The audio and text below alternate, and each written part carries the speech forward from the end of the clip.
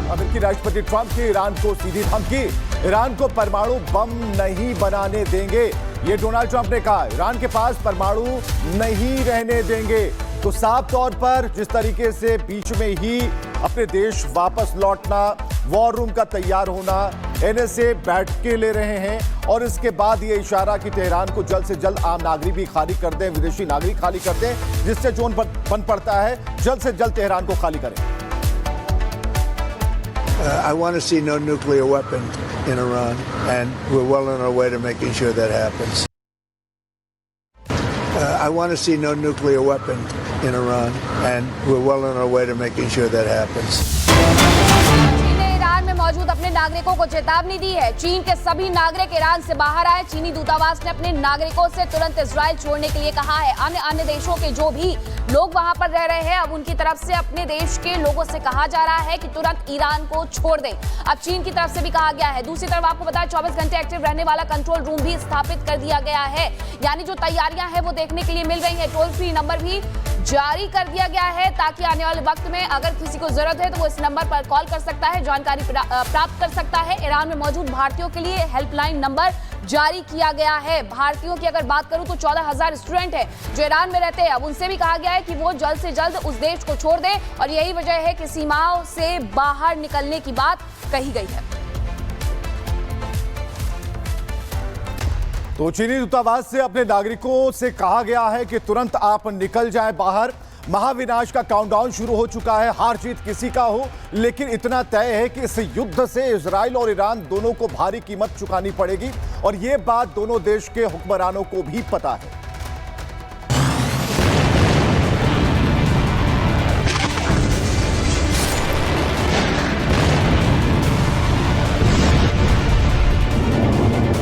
महाविनाश का काउंटडाउन शुरू हो चुका है। हार जीत किसी की हो, लेकिन इतना तय है कि इस युद्ध से इजराइल और ईरान दोनों को भारी कीमत चुकानी पड़ेगी और ये बात दोनों देश हुक्मरानों को पता है। लेकिन ना तो ईरान झुकने को तैयार है और ना ही इजराइल।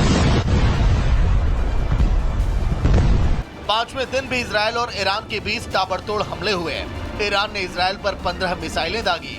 इस बार ईरान के निशाने पर हाइफा शहर रहा। ईरान के हमले से हाइफा पावर प्लांट में आग लग गई।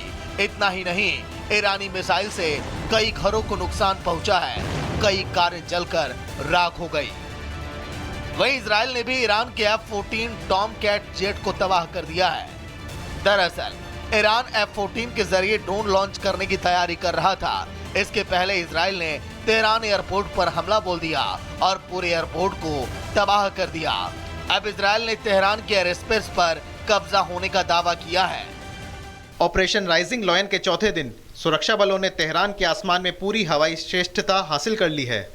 हमने ऑपरेशन शुरू होने के बाद से ईरानी शासन के मिसाइल लॉन्च प्लेटफॉर्म का 1/3 हिस्सा नष्ट कर दिया है।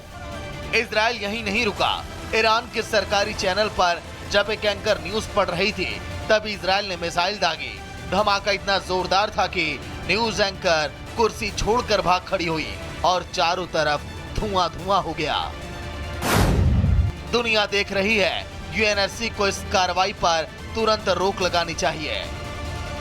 उधर अमेरिका के राष्ट्रपति डोनाल्ड ट्रंप ने ईरान को चेतावनी दे दी है कि इससे पहले हालात बद से बदतर हो जाए, ईरान इजराइल से बातचीत कर ले।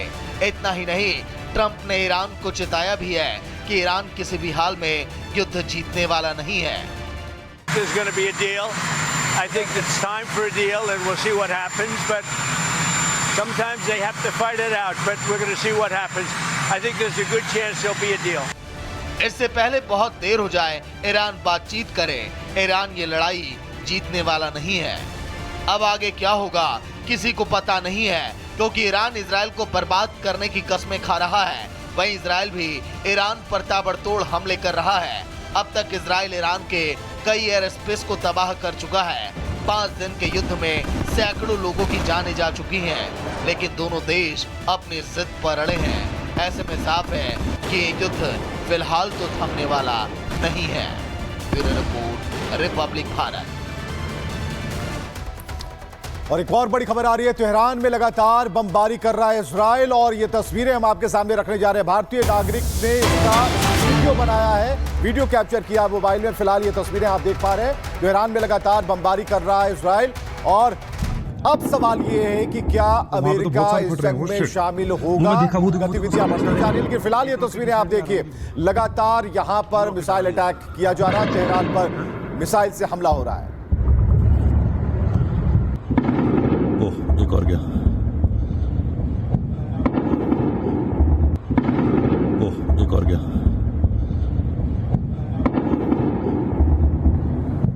ओ देखो वहां पे तो बहुत सारे फट रहे हैं। वो शिट, मुंह में देखा, वो देखो सारे एक रॉकेट इस साइड ही आ रहा है। वो देखो वो रॉकेट आ रहा है इधर।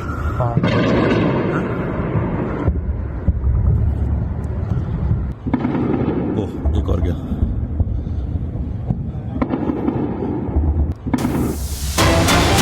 और ईरान में मौजूद भारतीयों के लिए हेल्पलाइन नंबर जारी कर दिया गया है। 24 घंटे ये एक्टिव रहने वाला है। कंट्रोल रूम भी स्थापित किए गए हैं, कई नंबर जारी किए गए हैं, व्हाट्सएप नंबर भी जारी किया गया है, ईमेल आईडी भी जारी की गई है।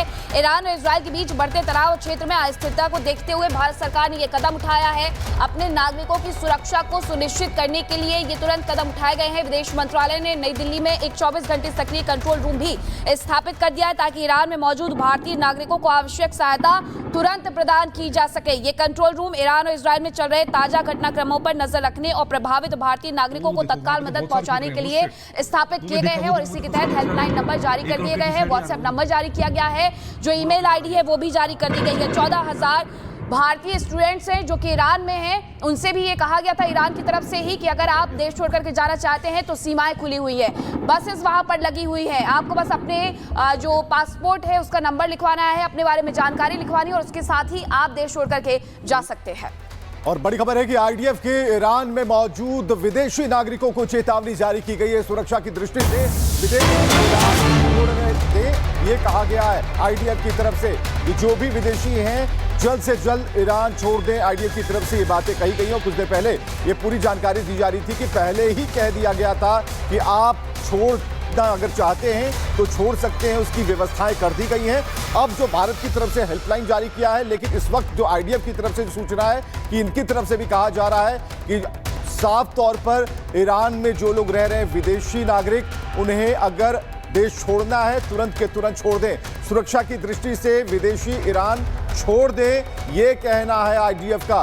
तो कुल मिलाकर ये मैसेज पास ऑन किया जा रहा है, दिया जा रहा है, ताकि जो लोग हैं बाद में ये ना कहें कि उन्हें नहीं मिलेगी। आपको बताएं, इजरायली पीएम नेतन्याहू ने ईरान के परमाणु कार्यक्रम को कैंसर कहा है और इसके पहले भी पीएम नेतन्याहू की तरफ से साफ कर दिया गया था कि इसका खात्मा किया जाएगा। नेतन्याहू ने क्या कुछ कहा है वो भी समझिए। हम कैंसर को खत्म कर रहे हैं, ये उनकी तरफ से कहा गया है और साथ ही इसी के तहत ये कार्रवाई भी की जा रही है। हालांकि ईरान ने दूसरी तैयारी कर ली है। ईरान में एकदम गर्त में जाकर के जो उनके परमाणु हथियार है उन्हें रखा गया है।